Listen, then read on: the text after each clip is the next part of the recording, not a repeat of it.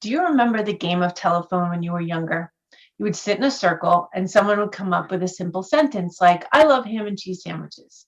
Then that person would whisper to the next person, and so on around the circle until the sentence reached its way back round to the author. More often than not, that sentence lost all meaning as it passed from person to person. Slowly, a word would change, meaning would shift.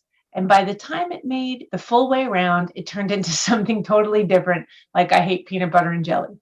It was funny to see how information got turned and twisted, and everyone would laugh. Unfortunately, the way information is shared today, this happens on a daily basis, and no one knows what to trust, and it's no laughing matter. Solid research gets shared, someone reads it, thinks they understand, they have their perception of the findings, and they write their version of the story. Others read it thinking that the new version is fact, interpret it, share posts, cycle continues. In the end, there's so many versions of the story covering all extremes that consumers don't know what to believe or trust anymore. Consumers are now looking for resources they know and that they can trust to find the information they need to buy safe and reliable products. And that is why we at the CMA have partnered with the Good Housekeeping Institute to share the incredible research and testing they do to provide consumers with the real information they need to know. Welcome. My name is Fran Groesbeck, and you are listening to What's Cooking with the Cookware Manufacturers Association. Today, we are excited to have Nicole Papantoniou, Deputy Director of Kitchen Appliances and Technology Lab from the Good Housekeeping Institute. In this podcast, we will explore a question that has been a hot topic in our industry: is nonstick cookware safe? How the Good Housekeeping Institute put this question and the product to the test, what their findings were, and what the experts they interviewed had to say. You can find out more about Good Housekeeping Institute at goodhousekeeping.com, and you can find out more about the CMA at cookware.org. Hi, Nicole. Welcome to our podcast. Hi, thank you so much for having me. Oh, you're so welcome. And where are you joining us from? Right now, I'm in Queens, New York, but normally our offices are in Midtown, or Midtown West, I should say. Nice. Oh, I miss the city so much. Very, very much. It's a weird feeling being home, but it's almost a year, which is crazy. Isn't that crazy? Like I was thinking, it feels like a decade ago that we used to live normally and we could be doing this face to face. Thank you so much for joining us today. And before we dive into the article about the safety of nonstick cookware, can you tell us how you got your start working with the Good Housekeeping Institute and working in product testing? Sure. I majored in journalism and then ended up going to culinary school. And that path led me to working in magazines, doing some recipe development. And then I got a job for a small kitchen appliance company where I was working in their test kitchen, helping to develop products, both electric and cookware and non-electrics and tools and gadgets. And the path just led me ultimately to product development, back to magazines. And my calling was always just to educate people and teach them about what I know. Always loved magazines, always loved reading them. And I started freelancing at Good Housekeeping, and here I am. That's fantastic. I love the journey, and that's so much part of the stories that we're going to share together. For those listeners who know me, my background is in nonstick. So a good chunk of my career, I should say, 20 years, was in nonstick coating. So I was really struck by your honest approach to the article. And it was the first time I really felt that someone gave it a fair evaluation, honest and upfront about the pros and the cons. And I thought it was really well done. So I'm excited to explore that article here today. It's so informative and provides us with a great amount of knowledge on a very important topic right now. So why did you or the Good Housekeeping Institute choose this topic? Well, we know that people like using nonstick cookware. They want to cook easily. They want to get good results. And nonstick cookware allows for that. And you don't need that much cooking knowledge to create something good in a nonstick pan. And on top of it, our nonstick cooking story does really, really well on our site. It's one of the best performing stories. So we know based on the search that people are really looking for content like this. And one of the questions that we get all the time is it safe? And that's why we dove into it to really get answers from manufacturers, what their take was, authors, scientists, and then we did our own little testing. That's fantastic. We talked about this when we first met, that we really have a similar mission. And it's so funny, in between the time when we spoke about this in this recording, I had 3 emails from consumers on this topic, and I shared your article. So, it's a hot topic right now, and consumers, they want to know what's safe and reliable. So it just means a lot that a group like the Good Housekeeping Institute, someone so respected, took on this topic. So what were the experts you did speak to, and what did they say? So one of the experts was the author of What Einstein Told His Cook, Kitchen Science Explained, and his name was Robert L. Woke, a PhD, and he's a professor of chemistry at the University of Pittsburgh. We asked him just about the science of it, just so we can really delve into it. This was conducted by a former editor who had a food science background. So again, how do we take the science and make it understandable to the typical consumer? That's fantastic. And I know some of the messages that Dr. Wolk had expressed in the article touched on some of the key elements to know about nonstick and its safety. So I know one was it's safe when it's used as long as it's not overheated. Was there anything else he talked about? I know there was one about being chipped and ingested, and that was a question we got all the time when I was working in nonsticks. So one of the things that he says is that if it is chipped and ingested, it'll pass through the body without being absorbed or having ill effect. And in general, what we do recommend to our consumer is if they do notice a scratch or a chip, to replace their pan to even avoid that possibility. It's like with any product, it really just also does come down to some basic, common sense and not being afraid to speak up when the product doesn't perform the way you expect it. But right now, I'm just going to take a quick break to remind everybody that you are listening to the What's Cooking podcast from the Cookware Manufacturers Association with special guest Nicole Papantoniou from the Good Housekeeping Institute, sharing insights on the safety of nonstick cookware. You can learn more about Good Housekeeping Institute on their website, goodhousekeeping.com, and you can learn more about the CMA from our website, cookware.org. So let's get back to the podcast. This is where I'd like to go back to that comment about overheating, because what you did in your testing did focus on this. So what did you do in your testing? What tests did you conduct to evaluate this point? So the one thing you want to really remember with nonstick cookware is not to heat it. We say 500 degrees, but it's actually at an even higher temperature where there's a possibility of those toxins being released. So we conducted a test to see how long does it take a nonstick pan to reach 500 degrees. And one thing you see a lot in the manufacturer's instructions, which you should always read before using any appliance or cookware or tools, but the one thing they tell you is how hot to heat it or what temperature to use it on. And that's usually around medium, low. And another tip they offer is to never heat it without any oil or food in the pan. And the test that we conducted was to find out why and to answer that question. And what we learned is that when you heat a pan without any oil or food in it, it's going to heat a lot quicker than if there was food in it. So it just poses a much bigger risk of reaching that really, really high temperature that you don't want to get to. So be careful about putting that pan on a flame and walking away. Exactly. And most nonstick pans too, they're thinner than your stainless steel cookware or your cast iron, so they heat a lot quicker and you might not expect it. So you do want to keep an eye on it when you start heating it. I love that you touched on gauge in this testing, and you just mentioned about lightweight. The gauge of a pan is so critical in the performance of the pan.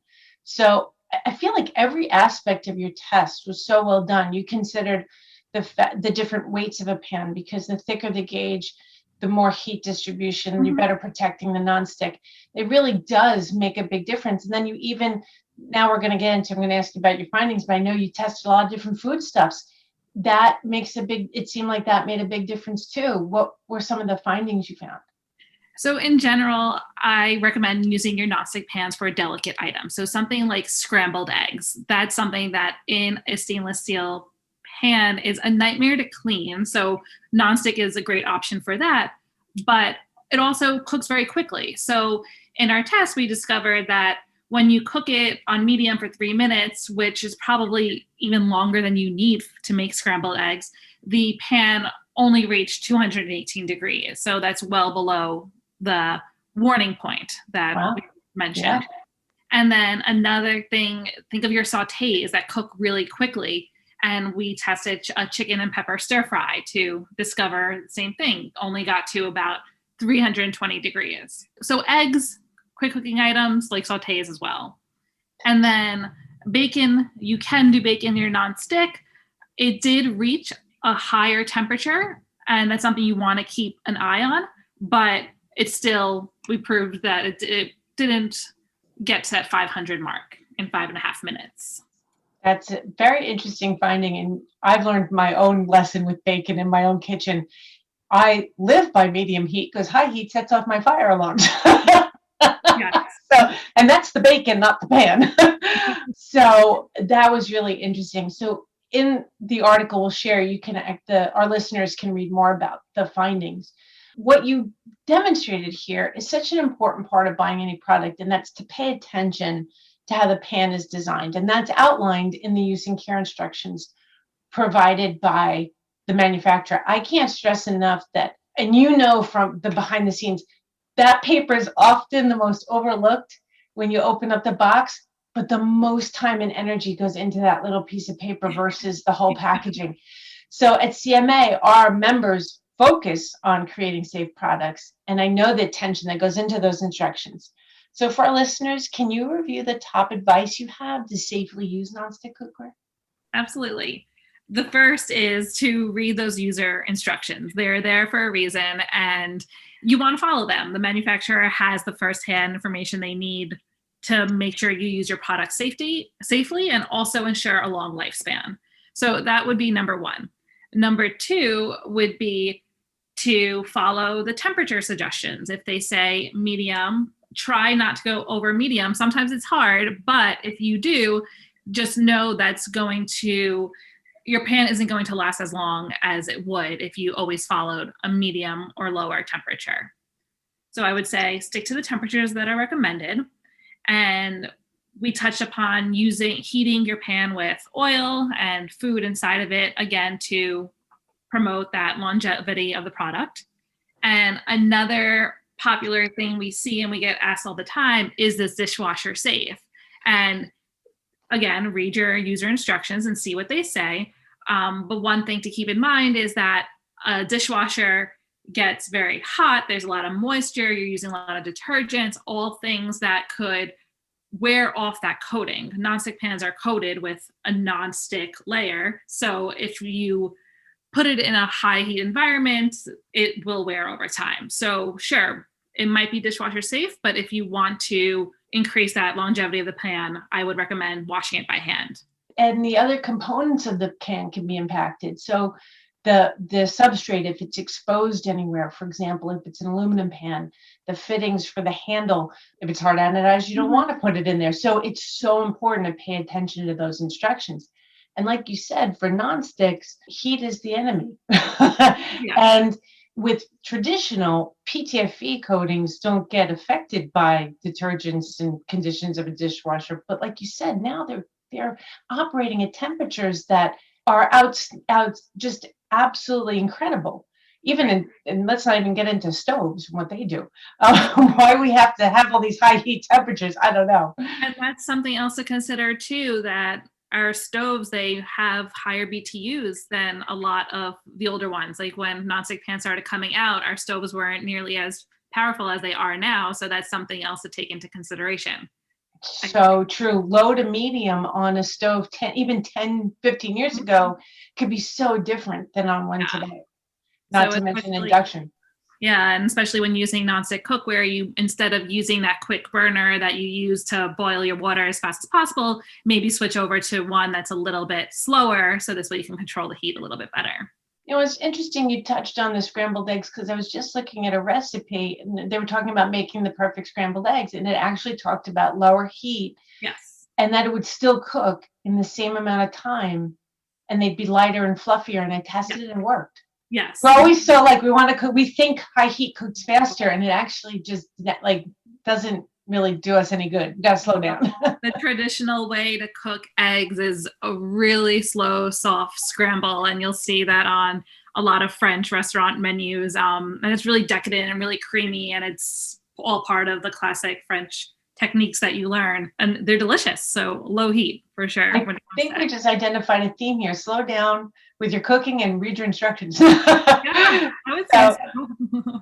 This has been really great. It was such a breath of fresh air to read an article from such a respected resource to really give the open and honest overview of nonstick. She gave such a the article was just fantastic. I recommend to our listeners, anyone, to check it out. If I can leave with my last 2 cents, buy the best pan you can afford. As we talked about, higher gauges and thicker products, they protect you, and take the time to care for your product. It's an investment. So whether you've spent, a few dollars or several dollars to buy your pan, it's worth taking the time to take care of it. And building your cookware collection at home could mean a variety of types and sizes to create a safe and durable set of tools. And with the information and advice from the Good Housekeeping Institute, a nonstick pan can safely be a part of your toolkit. This has been awesome, Nicole. I thank you so much for joining me today. Thank you. It was really great. You have to come back and tell us more about the things you will be working on. I can't wait to see what's next. Yes, there's lots of cookware, so happy to come back anytime. Awesome. Well, that's a wrap. And you've been listening to What's Cooking with the Cookware Manufacturers Association. Thank you again to Nicole of Good Housekeeping Institute for joining us today. My name is Fran Groesbeck. We are recording this podcast for the Cookware Manufacturers Association. You can find my information and more at our website, cookware.org. You will find this podcast and others in the members section of cookware.org website, as well as on iTunes, iHeartRadio, Castbox, Stitcher, Google Play, and many more. At CMA, we can't say it enough. Our members are our number one priority, and the association is a proven, valuable resource, giving our members access to exclusive engineering standards with a long and trusted industry history since 1922. Timely statistical reporting, resources for retailers, and the best members network in the industry. And of course, important information on topics critical to our industry via our podcasts like this one. Stay safe, be well, and happy cooking, everyone.